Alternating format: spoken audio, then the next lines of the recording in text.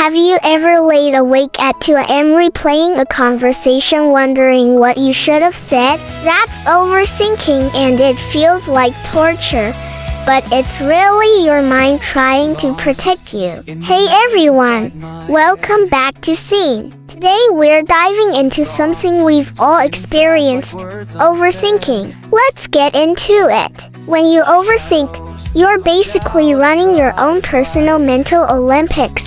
Except instead of gold medals, you're handing out worst-case scenarios. Maybe you think if you just had those answers, then everything would be okay. It's not a character flaw. It means you care. It means you feel deeply. This isn't about burying your emotions or pretending everything's fine. It's about acknowledging what happened, learning from it, and choosing to move forward. It's finding the strengths within you to say, I'm done replaying this. I'm done searching for answers where there aren't any. I'm done letting my thoughts control me.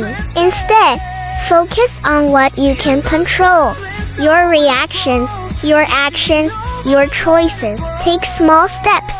Celebrate small victories. Every time you choose to be present instead of overthinking, you're reclaiming your life. Every time you reach out for help, you're showing strength, not weakness. Every time you set a boundary, you're honoring yourself. It's a process, a journey that requires patience and persistence.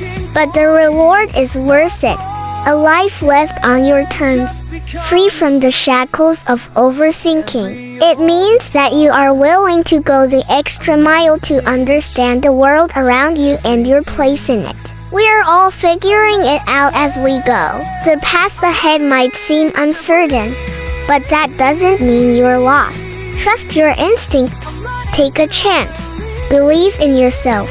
You have the strengths, the resilience, and the courage to navigate whatever lies ahead. You won't always have the answers, but you can keep moving forward. That in itself is a victory. If you found some insight in this video, please hit the like button. Sharing helps spread awareness and understanding. And remember, you're doing great. Keep going. Until next time. Thanks for watching. Stay curious, stay kind, and stay strong. But the cost of staying stuck in your mind, it's missing the life that's happening in front of you. It is watching your friends fall in love from the sidelines while you are busy dissecting the last awkward conversation you had with them. It's letting anxiety rob you of the joy of the present moment. But there is a turning point. A choice you can make to reclaim your life from the clutches of overthinking. It won't be easy, but nothing worthwhile ever is. Ask yourself, is the pain of reliving the past worse than the pain of facing the future without making a move? Is the agony of second-guessing worse than the regret of inaction? Once you realize that the only way out is forward, then you'll be ready to take the first step. Your brain clings to these thoughts because they offer a sliver of hope, a chance to rewrite the past. But here's the thing, healing doesn't come from endlessly reliving the past or punishing ourselves for mistakes. It comes from accepting the moment for what it was, learning from it, and moving forward. Don't get me wrong. Dwelling on the past isn't a bad thing in and of itself. Every great story has its moments of reflection, of looking back at how far the protagonist has come. But stories also have a plot, a direction they're moving towards. Just like a good story, your life needs balance. You can't have endless flashbacks without the present and the future. Yes, learn from your past, but don't get stuck there. You have to find the courage to step into the unknown, to trust that you can navigate whatever comes next. Your brain, it convinces itself that by analyzing the past enough, it can prevent pain in the future. So it starts constructing fake scenarios in its lab coat, complete with imaginary evidence. It replays every detail of that conversation you had earlier, dissecting each word as if it's hiding a secret message. But here's the thing, no amount of thinking can undo the past, and no amount of worrying will guarantee the future. Think about it.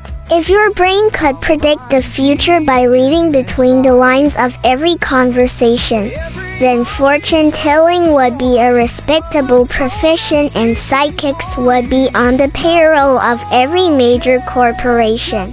But they're not, are they? Because the future isn't written in the stars or in tea leaves. It's created by us with every decision, every action we take. And yes, conversations do play a part in that, but they're not the whole story. So why do we do this to ourselves? Why do we let our brains turn a casual chat into an interrogation? It's because we want to be in control. We want to feel like we've got a handle on our lives. And what better way to do that than by mastering the art of reading people, right? But the irony is that in trying to exert this control, we end up losing it. Overthinking sucks away our ability to be present, to enjoy the now. Instead of living our lives, we're stuck on a mental roundabout going nowhere fast. Maybe a casual chat with a friend, a work meeting, or a date that went south. Your mind, it keeps playing it over and over, analyzing every word, every gesture as if searching for a hidden meaning. Even when there isn't one, you try to change the channel, watch a movie, go for a run. But it's no use. That one conversation, it's like a broken record stuck on repeat. You wonder why. Why won't it stop? What's the big deal anyway? Why can't I just let it go? Well, this isn't just a quirk of your personality. It's your brain's defense mechanism, a survival tactic honed over thousands of years. Your brain, it's always on the lookout for threats, past, present, or future. And a conversation that didn't go your way, well, that can trigger its alarm bells. It sees a potential for future harm in the patterns of the past. It's like having an overprotective older sibling. Yeah, it might be annoying, but it's coming from a place of care. Deep down, you know that what you really want isn't to change the past, but to make sure such situations never repeat themselves. You don't need your brain to tell you that. You already know that feeling. It's the driving force behind personal growth, the reason you learn from your mistakes and adjust your course. But sometimes that process, it can go into overdrive. Scene 1. Stuck on replay. Have you ever had a conversation that looped in your mind long after it ended? Scene 2. Why we overthink. Overthinking is fear wearing the mask of logic. Scene 3. The deeper reason you keep replaying it because deep down, you wish you had said something else, done something different, been more in control. Scene 4. The turning point. Here's the harsh truth. You are not broken for overthinking. Scene 5. Letting go. At some point, you have to stop rehearsing your pain and start writing your piece. Scene 6. Final message. You won't find all the answers in your head. Sometimes the only way out is forward. Remember, you are not alone on this journey.